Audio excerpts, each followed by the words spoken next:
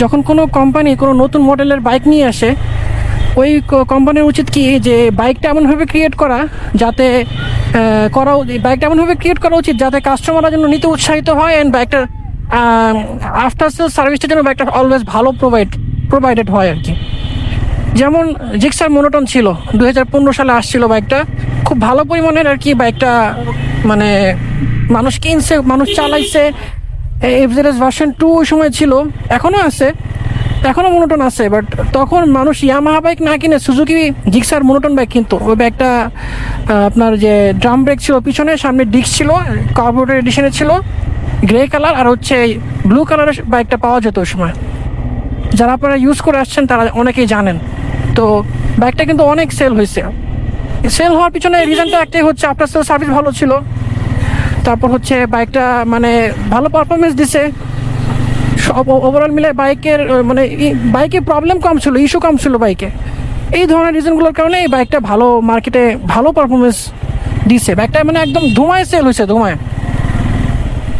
আর একদিকে হচ্ছে N160 and N250, এই দুটো মডেলও কিন্তু কোম্পানি নতুন নিয়ে আসে। এখন কোম্পানি নতুন নিয়ে আসলে কি হবে? নতুন নিয়ে আসলেও তো দেখা যাচ্ছে যে আপনার বাইকের অনেক সমস্যা।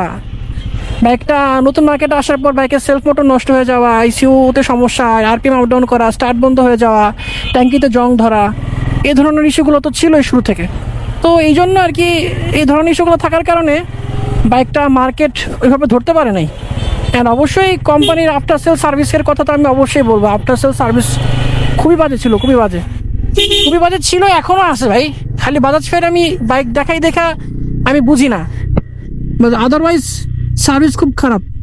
তো সার্ভিস খারাপ হওয়ার কারণে হচ্ছে N160 N250 আগের মডেলের বাইক বলেন, নতুন মডেলের বাইক বলেন, সবগুলাই হচ্ছে মার্কেট ডাউন, সবগুলা হচ্ছে এখন মানে কাস্টমার পছন্দ করে না। তো দিস ইজ দ্য ডিফারেন্সেস, যে একটা নতুন কোম্পানি যখন একটা কোম্পানি যখন নতুন মডেল লঞ্চ করে, মানে প্রপার ওয়েতে লঞ্চ করা উচিত, যে এই বাইকটা সেল হওয়ার পরে কাস্টমার কী কী সমস্যা ফেস করতে পারে, এই সমস্যাটা ফেস করার পরে এই সমস্যাটা সমাধান করার ওয়ে আমাদের কাছে আছে কি না, এটা জানাটা খুব দরকার, এটা বোঝাটা খুবই দরকার। তো সমস্যা থাকবে, সমস্যার সমাধানও খুঁজতে হবে। সমস্যার সমাধান জানা না থাকলে সেই জিনিস মার্কেটে ছাড়ারও প্রয়োজন নাই, সেই জিনিস নিয়ে প্রচারণা করার কোনো প্রয়োজন নেই। এটা যে কোনো কোম্পানি হোক না কেন, কারণ একটা কাস্টমার টাকা পয়সা খরচ করে একটা বাইক পারচেস করবে, বাইকটা পারচেস করার পরে যখন সে বাইকটা প্রপারলি ইউজ করতে পারবে না, তখন সেটা তো অবশ্যই অ্যাকসেপ্টেবল না, তাই না?